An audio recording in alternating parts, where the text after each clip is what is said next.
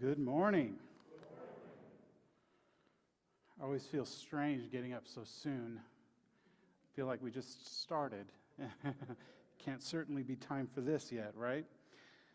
Well, I want to thank you again on behalf of Metro for allowing us to join you for a while. This is going to be a good time of unity and fellowship together. And because of that, this morning I will be continuing in Colossians and this series that I've been doing for Metro called A New You and a New Year.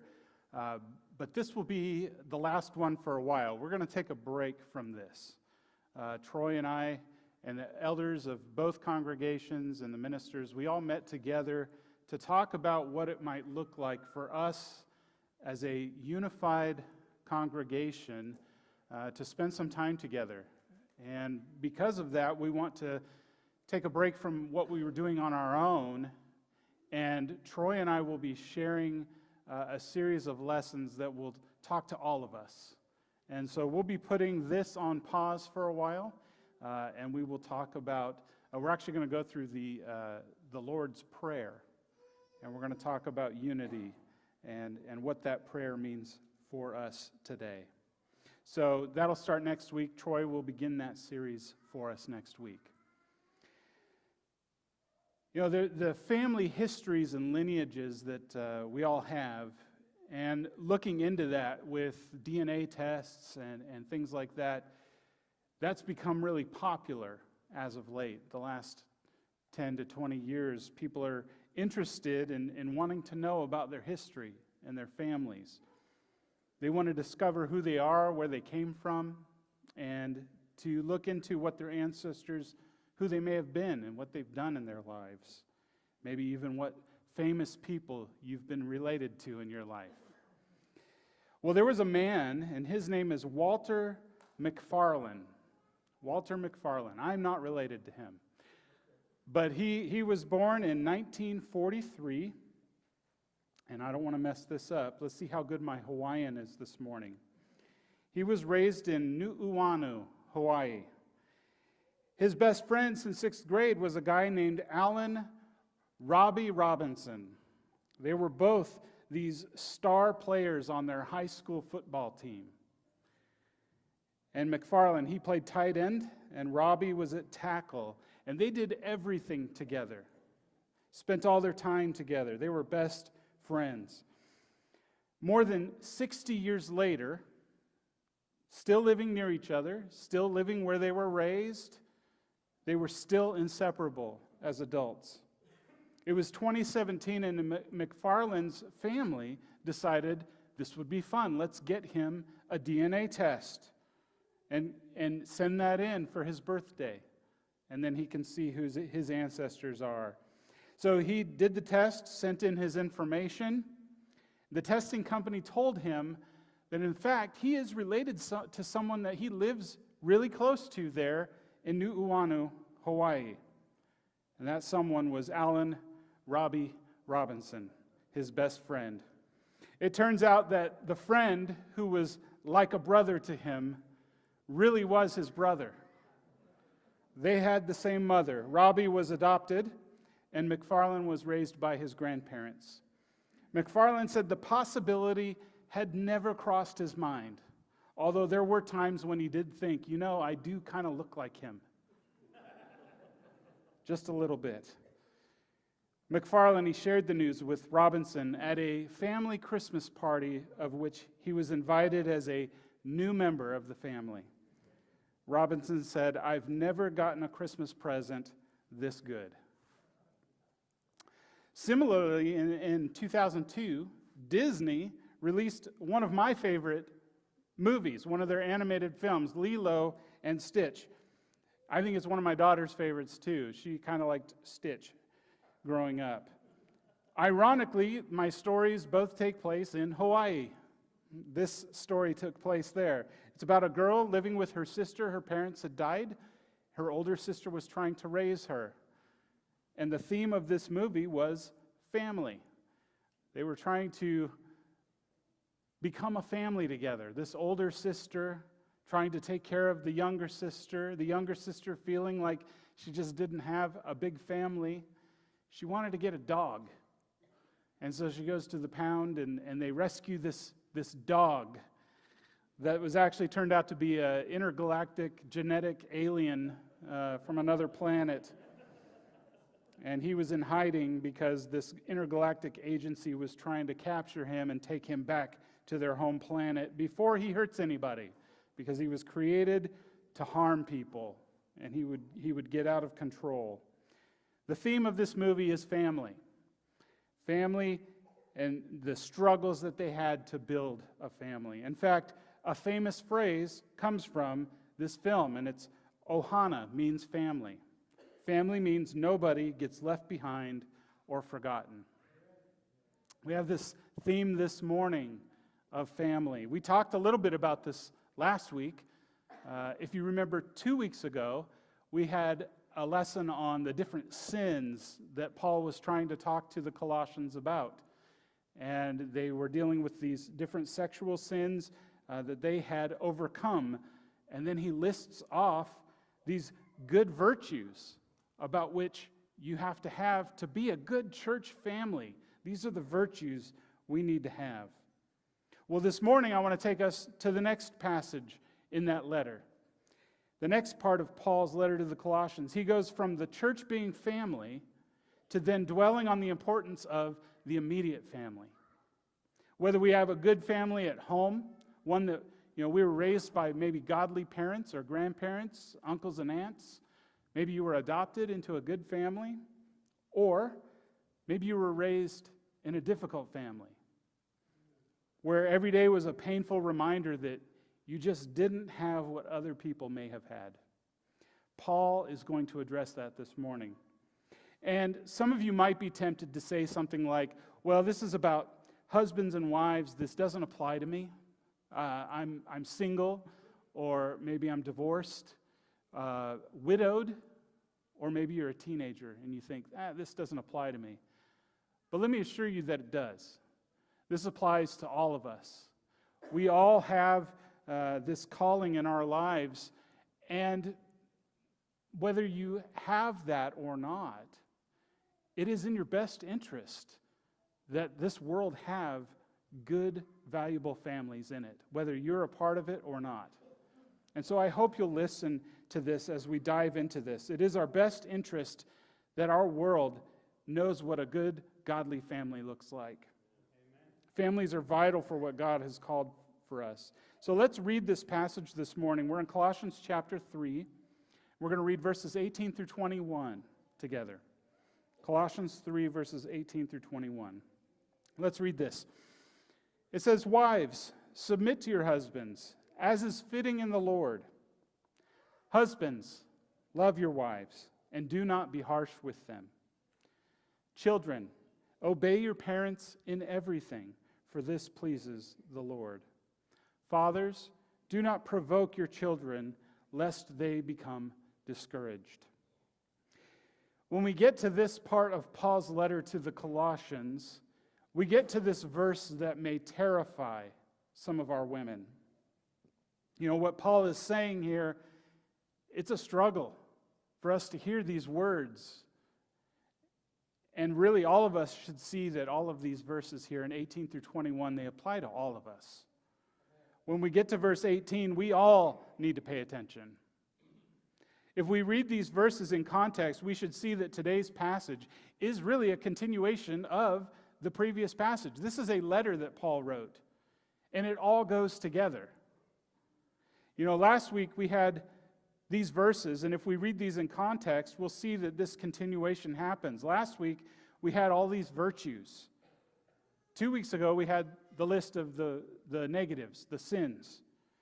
And then last week we have the virtues. Paul says this is what the Christian church should hold close in our hearts as we seek to be a family of Christians together. So if we continue and list out these virtues, then we can see this is something we all need to be mindful of. So last week we talked about the compassionate heart and kindness and humility and meekness, all of these things that we need to have as Christian brothers and sisters in our lives. And so if you take this to today with verse 18, wives, you need to do these things. Be compassionate to him. Be kind to him. Be humble to him. Be at peace with him. Sing to him. And then it says to submit to him. This is not like there's only one thing in this passage that wives should be doing. It's all of these things. Wives, do all of this.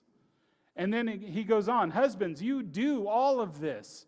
Be compassionate to her. Be kind to her. Bear with her. Forgive her. Love her. Be at peace with her. Be thankful to her. Husbands, sing to her. I know that won't be a great thing, wives. I know you're not going to like that very much.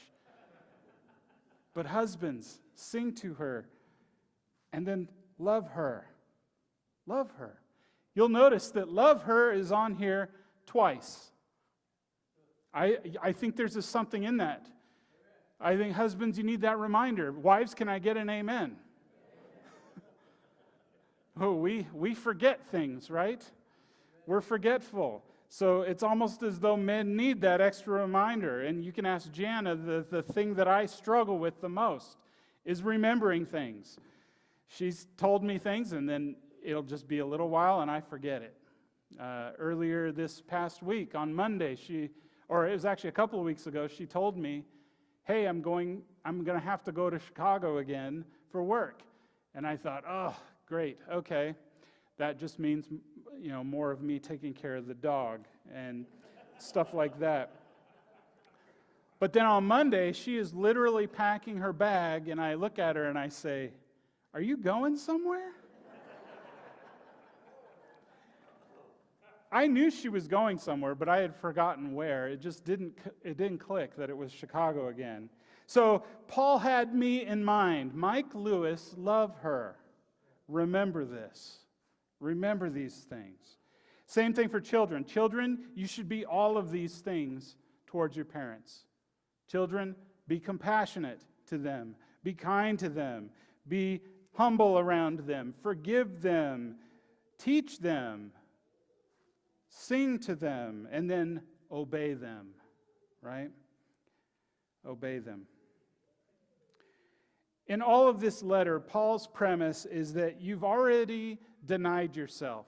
That's what he's talking about in Colossians. You've already denied yourself. So now you've put this sin to death. Now you need to act like that in all of your life. In Luke chapter 9, verse 23, he said, if anyone would come after me, let him deny himself. Take up his cross daily and follow me. And that's what we're all called to do. We've denied ourselves, so we love one another. And this passage this morning is about mutual submission.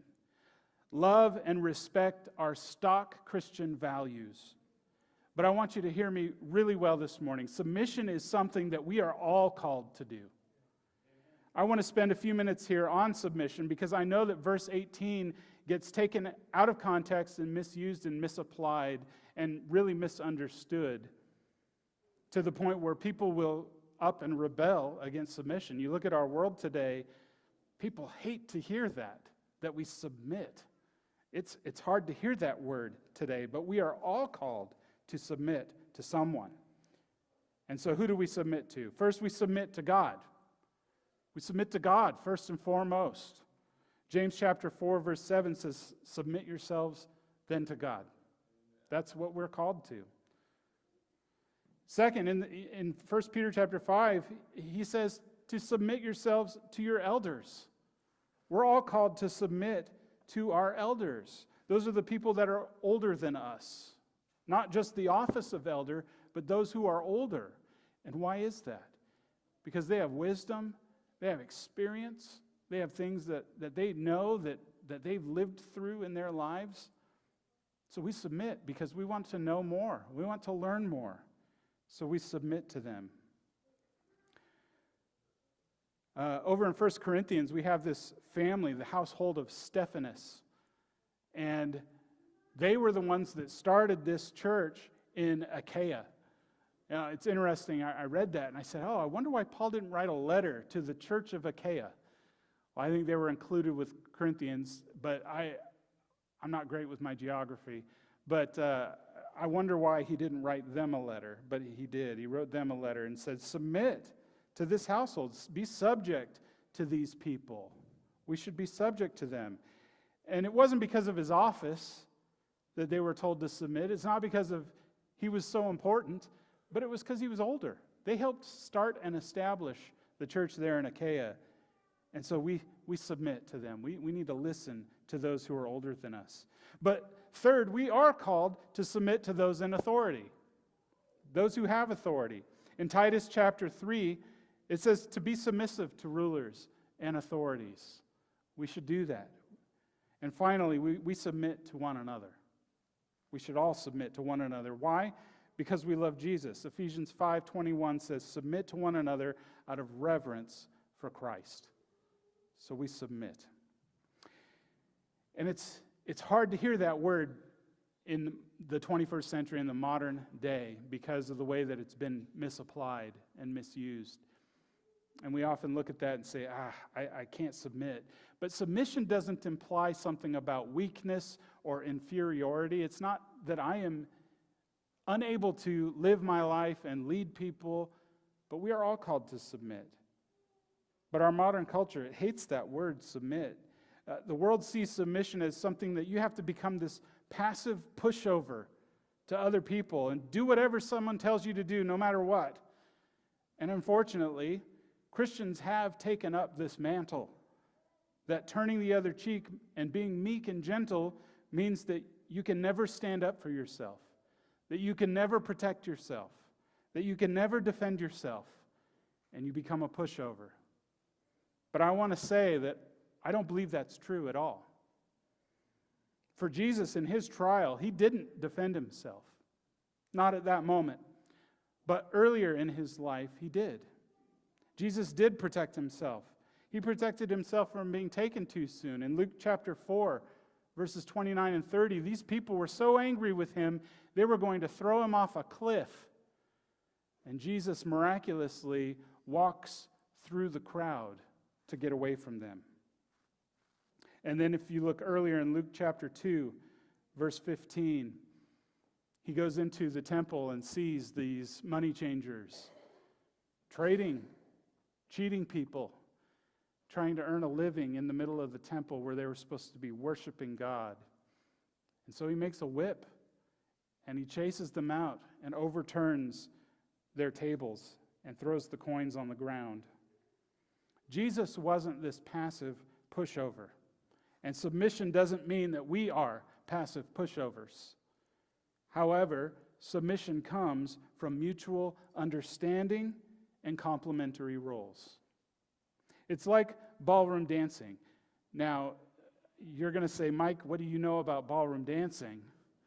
And you ask my wife, Mike doesn't know anything about ballroom dancing. I don't know much about any dancing. I've seen people dance. That's about it.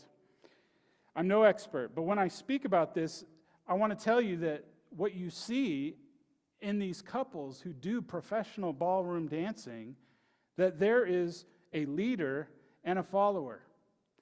This man, he leads in a very specific way in order to help make this woman shine. When you watch ballroom dancing, you'll see, like in this picture, the man is wearing black, a solid color, or white, so that he is not standing out. So you don't really notice him because she is wearing this beautiful, colorful, sparkly gown. So what he does is he blends into the background so that she can step forward, and the goal is to help her shine. Submission doesn't mean accepting abuse or mistreatment. You don't have to accept the vice in order to accept the virtue. As I said before, you can be gentle and loving, submit, turn the other cheek, but that doesn't mean that you accept abuse.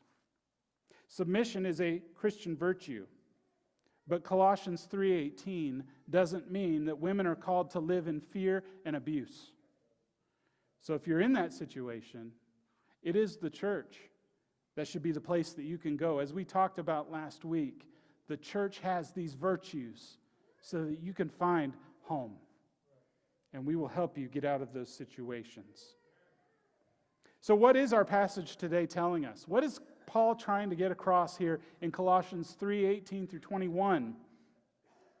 These are family values and ethics, and he wants to point us all to that. So wives, you submit to your husbands. Why is that? You accept him as your head. Accept him. Accept him as the provider for your family, for your defender, and for the leader. And accept him as he is, without controlling or complaining or trying to criticize him all the time. Love him and submit to him so that he can step forth and do these things. And we have verse 19, husbands, what is your ethic? What is Paul trying to tell you? He's saying, be the head. Be the head of your family. Love your wives. That means you need to do those things that the wives are being encouraged to do. That means you need to provide for your family, both physical providing and spiritual providing. Spiritual direction. Defend your family. Lead without controlling. Do it without complaining. And do it without criticizing. If you're going to get her full support without all of those things, then you need to step forward and do those. You have to commit yourself to the best interests of your wives. And honestly, if you're not loving her, she's going to find it difficult to respect you and to submit to you. And so you need to step forth and do those things. Children, obey your parents. What is the family ethic that Paul's trying to teach there? Children, you need to listen to the advice of your parents. You'll save yourself heartache if you'll just seek out and take their advice. It really will be easier on you if you do that. How many of you have had friends in your life, especially growing up, that, man, you ran in this group of friends and you did everything they did and you got into trouble all the time? Why do we do that? Well, we want to be liked, right? I had a friend like that. I wanted to be liked, and so I was kind of the follower, and I would go along with him, and we would get into trouble. And it wasn't good. It turned out to not be good for us. But why did I do that? I wanted his acceptance. I wanted him to like me. And I found that over time, it just wasn't worth it. I needed to be a better example to him so that we didn't get into so much trouble. And unfortunately, you drift apart from people like that sometimes. You know, I like to call it the cool club. I'll say it all the time. I wasn't part of the cool club. And so I wasn't as liked or accepted by everybody. It's just something I had to do. I didn't get the points for being cool. I had friends, and we had a good time, but you know, when they wanted to get into trouble, I would kind of say, all right, I'm going to go. It just wasn't something I wanted to be a part of. Finally, fathers. You know, in this passage it says fathers, and the Greek word here is for father. Now, many people want to change this and say it means all parents. I mean, you can say that. I think parents should take this advice. But really, this is a passage for fathers. Men, this is for you. Again, this is a double instruction in this passage for the men. Not just to lead your wife and love her and treat her the right way, but to your children also. You can translate this, parents, but if you are leading your family, then men, you are responsible for what you as parents do with your children. And so I have here, I just said fathers, lead your family in the way that you would want to be led. Ephesians chapter 6 says fathers. Again, the Greek word here is for father, pater. Fathers, do not provoke your children to anger, but bring them up in the discipline and instruction of the Lord. You know, these verses, they don't tell you that you cannot discipline your kids. These verses do not tell you that you cannot tell your kids no. And these verses certainly don't tell you that there's not going to be times in your life when you make your kids angry. It's going to happen. You can't help that. But what these verses do tell you is that you shouldn't do things that will separate them from proper instruction and discipline that we all need in Jesus. Don't make your instruction impossible. They can't do anything but fail. That's not our call. The Bible does tell you that your primary goal is to show them the gospel of Jesus and why they need it. But don't make your instructions so difficult and impossible that they look at you and say, I can never accomplish this. Don't say you have to be perfect. And if you're not perfect, then you don't get it right. They're going to sometimes do it their own way and come to the same conclusion. Just make sure that you're being faithful to this. So, what do we need to hear from this passage this morning? Hopefully some practical advice here that I have for you. Men, never put her down. Don't put her down, especially not in public. When you put her down and criticize her, you're just breaking her heart. And you're not being the leader that you need to be. You're not defending her. So don't put her down. And make sure to provide for your wife. Show her that you're there to protect and provide for her. And this is both physical and spiritual. This will speak to her love language. If you want to lose her respect, men, husbands, play video games all day, go out with the boys, get drunk, get high, watch pornography, you'll lose her respect really quickly. If you want to gain her respect, take her out on dates. Pray with her. Sit down together and read the Bible together. Ask her what she thinks about decisions that need to be made. Actually, listen to her. You make the decision, but listen to her. Ask her what she thinks. Get her input. And tell her, I love you. And say it in front of other people. Sing to her and hurt her ears. Yeah.